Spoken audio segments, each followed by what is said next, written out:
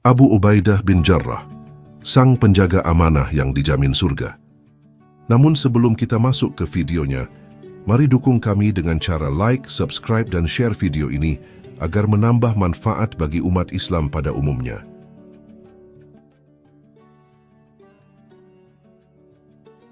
Dalam sejarah Islam yang penuh cahaya dan keteladanan, nama Abu Ubaidah bin Jarrah terukir dengan tinta emas sebagai salah satu dari 10 sahabat yang dijamin masuk surga oleh Nabi Muhammad SAW.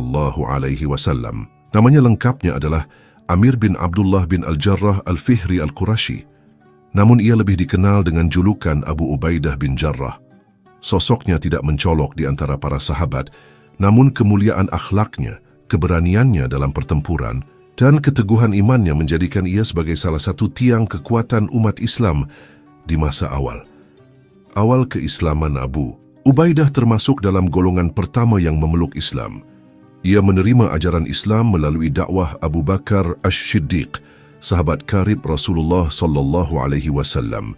Keputusannya untuk memeluk Islam pada masa-masa awal merupakan pilihan yang syarat risiko. Ketika itu tekanan kaum Quraisy terhadap kaum muslimin sangat keras. Namun Abu Ubaidah dengan hati yang bersih dan akal yang jernih langsung mengenali kebenaran dalam dakwah Rasulullah SAW. Sejak itu, ia menjadi bagian dari barisan awal yang mendampingi perjuangan Nabi. Dalam perintah hijrah ke Madinah, Abu Ubaidah termasuk yang ikut berhijrah, meninggalkan tanah kelahirannya demi agama dan keyakinan yang ia peluk. Di Madinah, ia ikut serta dalam pembentukan masyarakat Islam dan aktif dalam setiap upaya membela agama Allah. Ujian terbesar, Perang Badar. Salah satu peristiwa paling menyayat hati dalam hidup Abu Ubaidah terjadi dalam Perang Badar. Dalam medan perang yang kacau, ia harus berhadapan langsung dengan ayah kandungnya sendiri, Abdullah bin Al-Jarrah yang berada di pihak kaum musyrik. Sang ayah mencoba menghadangnya berulang kali, hingga akhirnya dalam keadaan terpaksa, dan demi mempertahankan keyakinan, Abu Ubaidah membunuh ayahnya sendiri. Peristiwa ini kemudian diabadikan oleh Allah Subhanahu wa Ta'ala dalam Al-Quran, Surat Al-Mujadilah, ayat 22. Engkau tidak akan mendapati suatu kaum yang beriman kepada Allah dan hari akhirat saling berkasih sayang dengan orang-orang yang menentang Allah dan Rasul-Nya, meskipun orang-orang itu adalah bapak-bapak mereka, anak-anak mereka, saudara-saudara mereka, ataupun keluarga mereka sendiri. Abu Ubaidah membuktikan bahwa keimanan harus berada di atas segala ikatan duniawi. Sikapnya ini membuat Nabi SAW sangat mencintainya dan memuji keteguhan hatinya. Gelar sang penjaga amanah. Rasulullah SAW pernah bersabda, setiap umat mempunyai penjaga amanah, orang yang paling terpercaya, dan penjaga amanah umat ini adalah Abu Ubaidah bin Al-Jarrah. Hadis Bukhari dan Muslim. Gelar ini bukan diberikan secara sembarangan. Abu Ubaidah adalah sosok yang sangat jujur, bersahaja, dan tidak pernah mengejar kekuasaan. Ia dikenal sebagai pribadi yang tidak pernah menyalahgunakan jabatan atau harta rampasan perang. Dalam setiap peperangan, ia selalu diamanahi peran penting karena kejujuran dan tanggung jawabnya. Peperangan bersama Nabi SAW, Abu Ubaidah turut serta dalam hampir seluruh pertempuran besar yang dipimpin Rasulullah SAW. Perang Uhud, Khandaq, Khaybar dan Tabuk. Di Perang Uhud ketika gigi Rasulullah SAW patah dan wajah beliau terluka, Abu Ubaidah menunjukkan keberaniannya yang luar biasa. Ia mencabut 2 buah anak panah yang tertancap di wajah Rasulullah dengan giginya sendiri, hingga gigi serinya patah. Kisah ini membuat para sahabat semakin mengaguminya sebagai pahlawan sejati. Keberaniannya bukan untuk membanggakan diri, melainkan sebagai bentuk cinta dan pengabdian kepada Rasulullah SAW. Ia tidak pernah mengeluh, tidak pernah meminta penghargaan. Kesederhanaan dan ketulusannya membuatnya disayangi semua sahabat saat Umar ingin menjadikannya khalifah. Setelah Rasulullah SAW wafat, para sahabat berdiskusi mengenai siapa yang akan menggantikan beliau sebagai pemimpin umat.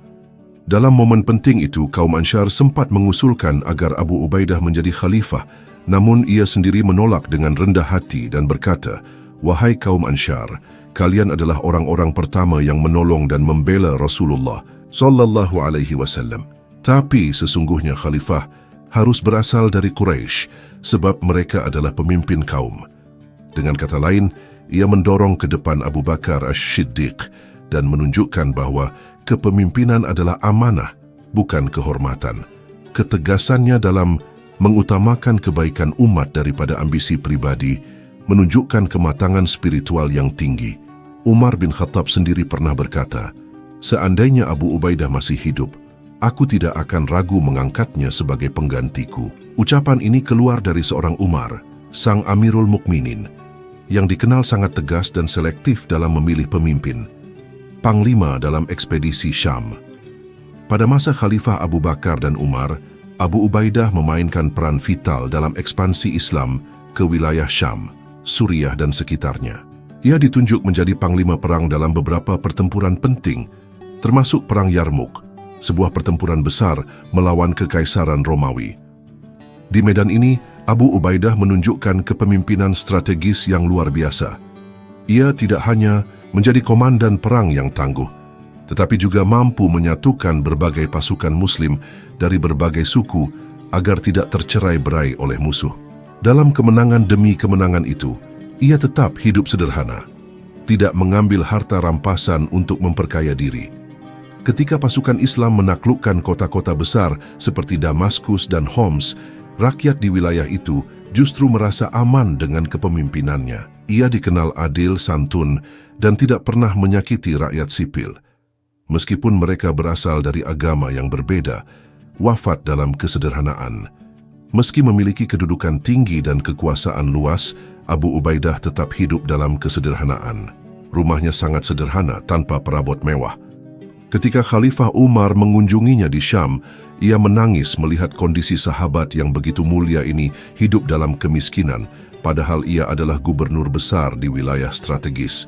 Ketika wabah Ta'un Amwas, semacam wabah pes melanda Syam, Abu Ubaidah turut terkena. Umar sempat mengirim utusan agar ia kembali ke Madinah demi keselamatannya. Namun ia menolak dengan halus. "Aku mendengar Rasulullah SAW bersabda, wabah adalah azab yang dikirim kepada sebagian umat sebelum kalian.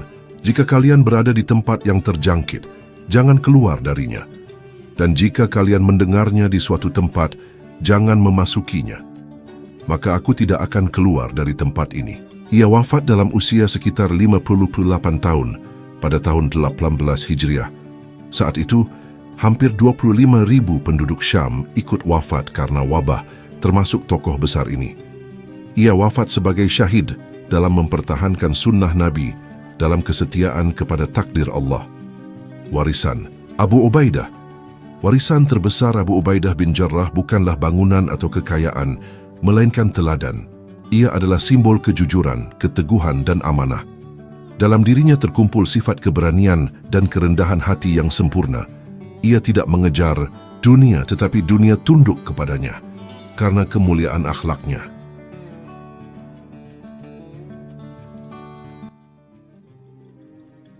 Terima kasih sudah nonton.